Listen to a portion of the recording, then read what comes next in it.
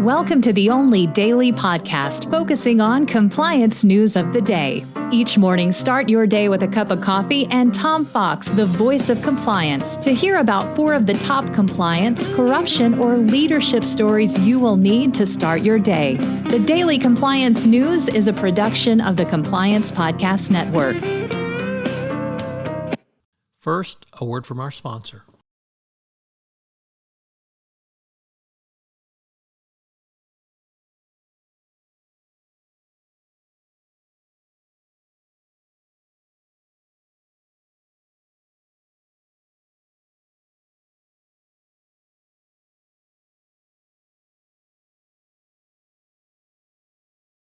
The Daily Compliance News for April 12, 2022, the Distractions Ahead edition.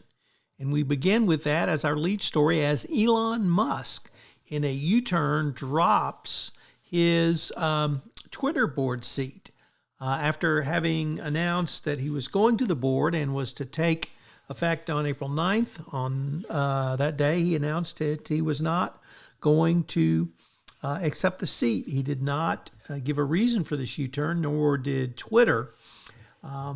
There's lots of speculation as to why. Perhaps the most interesting comment is today's title for the Daily Compliance News, which came from the Twitter chief executive, who warned employees in a tweet Sunday of, quote, distractions ahead, end quote, a possible reference to Musk's criticisms of the companies through tweets. So, as a board member, he couldn't have tried to damage the company through tweets, so perhaps that's the reason. Perhaps it's a ploy to take over the company through a hostile takeover. He can certainly do that now. It's going to be very interesting to see what happens going forward.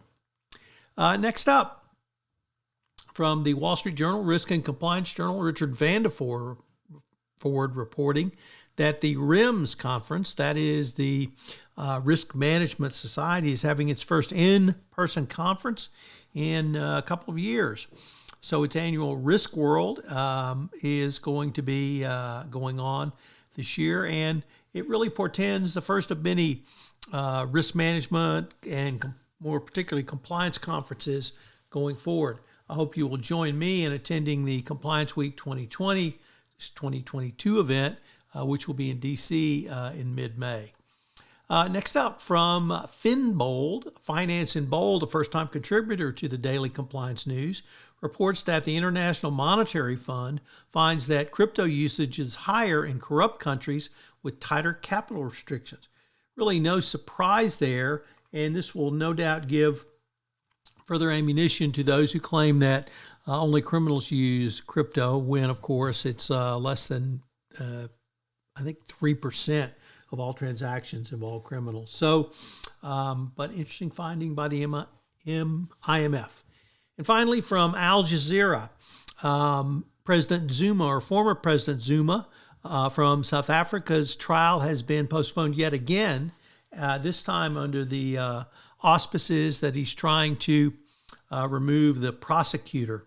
And Zuma was not in court for the continuance or granting of the continuance due to a medical condition, but he's doing everything he can not to go to trial in this matter.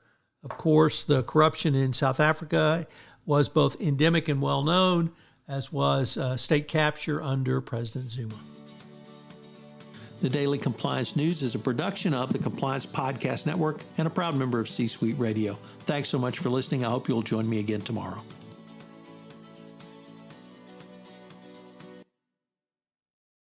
This podcast is a part of the C-Suite Radio Network.